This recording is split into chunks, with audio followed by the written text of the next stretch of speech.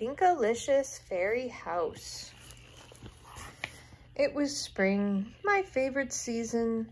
I love how the sky looks like cotton candy at sunset.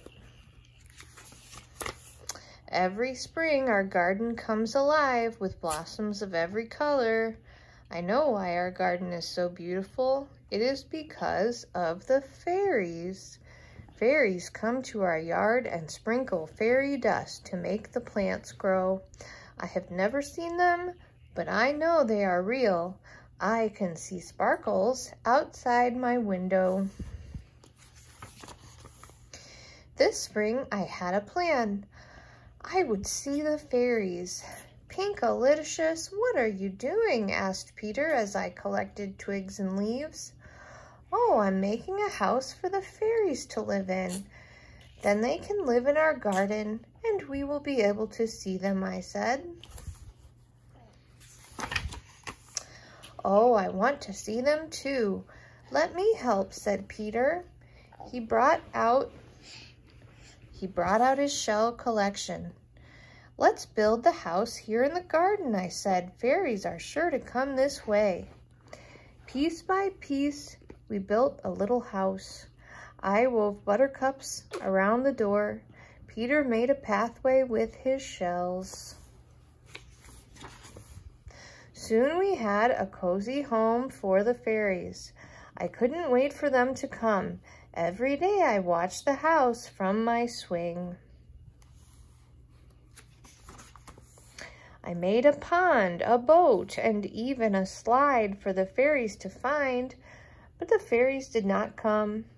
When Peter saw how sad I looked, he said, "Cheer up, the pink flower buds are blooming." But I wanted to see the fairies.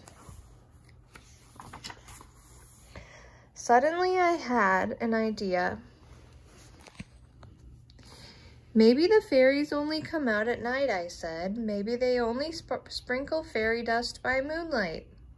I told Mommy and Daddy what I wanted to do. They let Peter and I camp out and keep watch for the fairies. And under.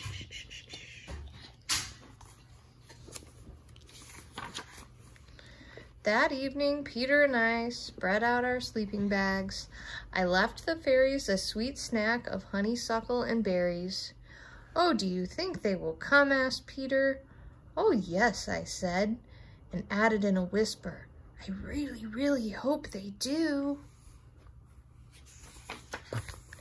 We told each other stories until Peter fell asleep.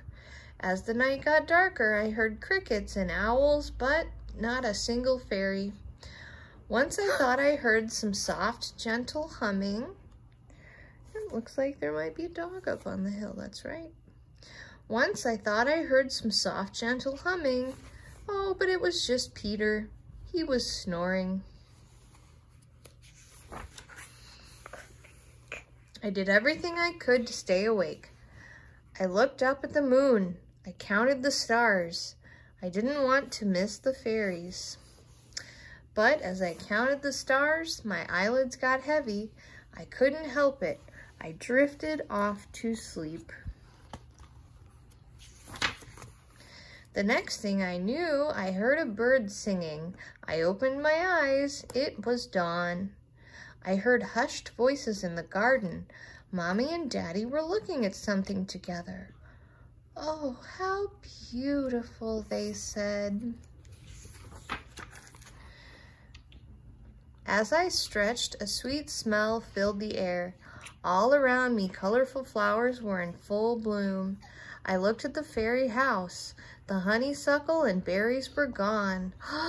"The fairies came," I cried. "They came, but I missed the whole thing." Peter started to sniffle. "Oh, don't cry. Look." Up in the air, I could see glimmers of light shooting across the early morning sky. "Fairies," I gasped. The light shimmered brighter and brighter until it sparkled into sunshine. You can see them. "Oh, I knew you were real," I said. My family and I watched the sun come up. Oh, thank you, fairies, I whispered. Wherever they were, I knew they could hear me.